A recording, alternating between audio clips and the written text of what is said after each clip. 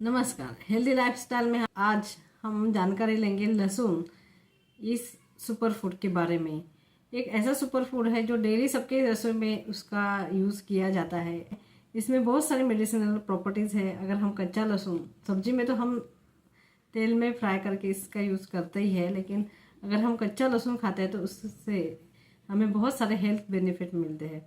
और आज के वीडियो में हम इसी के बारे में बात करेंगे कि लहसुन में कौन सी आयुर्वेदिक गुणधर्म है, आयुर्वेद के अनुसार इसकी प्रॉपर्टीज़ क्या है, इसके गुणधर्म क्या है और लहसुन खाने के फ़ायदे क्या है। तो किन लोगों ने लहसुन नहीं खाना चाहिए। तो लहसुन जो है वो स्निग्ध उष्ण तिष्ण गुणधर्म का बताया गया है। ये गुरु है, पचने में जड़ है और सर्व गुणधर्म का है। मतलब हमारा मल जो रहता है उसका निष्कासन करने में ये सहायता करता है। ये दीपन पाचन करने वाला बताया गया है। मतलब हमारे अगर हम लहसुन खाते, कच्चा लहसुन खाते तो उससे हमारा अग्नि अच्छे से प्रदीप्त होता है, जिसकी वजह से भूख अच्छे से लगती है, खाना अच्छे से हजम हो जाता है। इसलिए जिनको पाचन तंत्र संबंधित प्रॉब्लम है, जैसे कि भूख ना लगना या फिर पेट में गैस हो जाना, पेट फूला हुआ रहना, खाने की इच्छा ना होना या फिर पेट साफ नहीं होता है, डाइजेशन अच्छे से नहीं होता है, डेली कच्चा लहसुन खाते हैं तो उससे पाचन तंत्र मजबूत होने में मदद मिलती है। लेकिन ये उष्ण तिष्ण गुणधर्म का है। इसकी वजह से जिनके शरीर में पित्त दोष ज़्यादा बढ़ा हुआ है, एसिडिटी है या फिर ब्लीडिंग पाइल्स है, पाइल्स में तो लहसुन खा सकते हैं, लेकिन अगर ब्लीडिंग पाइल्स है तो ऐसे कंडीशन में या फिर जिनके शरीर में बहुत ज़्यादा गर्मी है, ऐसे लोगों ने लहसुन खाना अवॉइड करना चाहिए। शोथहर और वेदनाहर बताया गया है। मतलब शरीर पे कई सूजन है, वो सूजन अगर आंतों में सूजन है या फिर लीवर पे सूजन है या फिर हार्ट पे सूजन है या फिर जोड़ों पे भी कई सूजन है, तो ये कहीं भी शरीर में सूजन रहता है तो इसे कम करने का काम करता है। इसीलिए आर्थराइटिस है, रूमेटॉइड आर्थराइटिस है या फिर जॉइंट पेन है, किसी भी जॉइंट पे सूजन है, साइटिका है और शरीर बदन में दर्द है या फिर जॉइंट में पेन है, तो ऐसे कंडीशन में लहसुन खाने से अच्छा फ़ायदा हमें मिलता है। इसलिए हमारे जॉइंट की मोबिलिटी में सुधारने में बहुत मदद करता है। उष्ण तिष्ण गुणधर्म का है, इसलिए वात और कफ शमन करता है। इसीलिए वात विकारों में इसका ज़्यादा यूज़ होता है।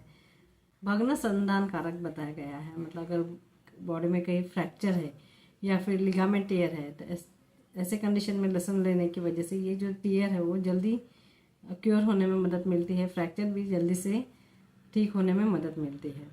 इसीलिए ये अपने हड्डियाँ और जोड़ों के लिए फ़ायदेमंद औषधि है।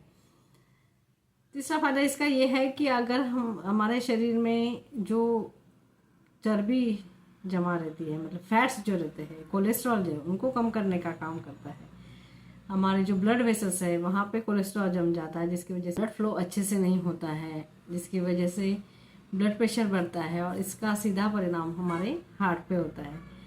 तो ऐसे कंडीशन में अगर आप कच्चा लहसुन खाते हैं तो इसकी वजह से कोलेस्ट्रॉल कम होता है, ब्लड वेसल्स में जो चर्बी जमा हुई है, फैट जमा हुआ है, वो कम हो जाता है, जिसकी वजह से रक्ताभिसरण क्रिया मतलब ब्लड सर्कुलेशन अच्छा होता है और हार्ट भी अपना हेल्दी रहने में मदद मिलती है। तो बहुत सारे लोग जिनको कोलेस्ट्रॉल का प्रॉब्लम, कच्चा लहसुन अपने खाने में इस्तेमाल करते हैं। लेकिन अगर आपको पित्तज हृदय रोग है तो इसके लक्षण क्या है कि छाती में जलन ज़्यादा होना या फिर शरीर में गर्मी ज़्यादा है, गर्मी सहन नहीं होना, यूरिन में आपको जलन होता है, गर्मी बहुत ज़्यादा लगती है, तो ऐसे कंडीशन में लहसुन नहीं लेना चाहिए। बाकी सब कंडीशन में आप लहसुन ले सकते हैं।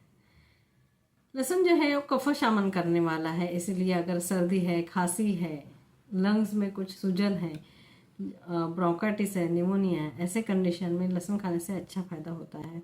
पुराने ज़माने में जब बच्चों के छाती में कफ जम जाता था तो लहसुन की माला डाली जाती थी। अगर एक सुगंध रहता है, उसका जो गंध रहता है वो एक तेज़ रहता है, तो वो नाक के द्वारा हमारे श्वसन तंत्र में जाता है और वो कफ का शोषण करता है। इसीलिए कफ लहसुन की माला बच्चों को पहनाई जाती थी। ये कंठे बताया गया है, मतलब कंठ का शोधन करता है। गले में अगर कफ जमा हुआ है तो ऐसे कंडीशन में भी आप लहसुन का इस्तेमाल कर सकते हैं। ये रसायन और बल्ले बताया गया है। मतलब हाँ, शरीर का बल बढ़ाने का काम लहसुन करता है। रसायन मतलब हमें एज रिलेटेड जो प्रॉब्लम है उसको कम करने में या फिर दूर रखने में हमें मदद करता है। जिन लेडीज़ को पीरियड के दौरान ब्लड फ्लो कम जाता है या फिर लेट आता है, टाइम टू टाइम नहीं आता है, एक एक दो दो महीने गैप से आता है, ऐसे लोगों ने अगर लहसुन अपने आहार में लेते हैं तो उनका पीरियड्स रेगुलर होने में मदद मिलती है, ब्लड फ्लो अच्छे से होने में मदद मिलती है। लहसुन जो है इसमें anti microbial, anti fungal, anti bacterial, anti viral properties बताई गई है, जिसकी वजह से हमारा खून साफ होने में भी मदद मिलती है। इसमें एंटी माइक्रोबियल प्रॉपर्टीज़ भी बताई गई है, जिसकी वजह से पेट में अगर कुछ कीड़े हो जाते हैं तो उनके लिए भी लहसुन खाने से हमें फ़ायदा मिलता है। लहसुन के फ़ायदे बहुत सारे हैं, लेकिन फिर भी बहुत सारे उपवासों में या फिर चातुर्मास रहता है तभी, और बहुत सारे पंथ हैं जिसमें लहसुन खाना मना किया गया है। तो इसकी वजह ये है कि लहसुन जो है वो रजोगुण बढ़ाने वाला है। रजोगुण मतलब मन के 3 गुण रहते हैं, सत्व, रज और तम। तो उसमें से रजोगुण बढ़ता है। इसकी वजह से काम, क्रोध आदि जो हमारे भाव जो है वो बढ़ते हैं, और इसके लिए लहसुन खाना इन दिनों में निषिद्ध बताया गया है। क्योंकि इन दिनों में हम उपवास करते हैं, भगवान की उपासना करते हैं, ऐसे दिनों में हमारा सात्विक गुण बढ़ना चाहिए। इसीलिए सात्विक गुण को कायम रखने के लिए, बढ़ाने के लिए रजोगुण वाला ये जो लहसुन है मना किया जाता है।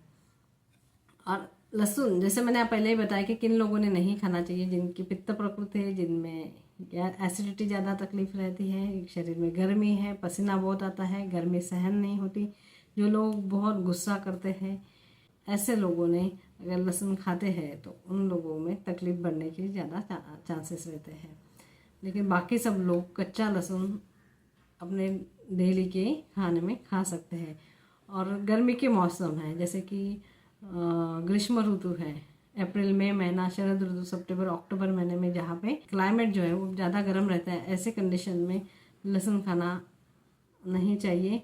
सब्जी में जो लहसुन खाते हैं वो ठीक है, लेकिन कच्चा लहसुन अगर खाना है तो ठंडी के सर्दी के मौसम में खाना हमारे लिए फ़ायदेमंद है।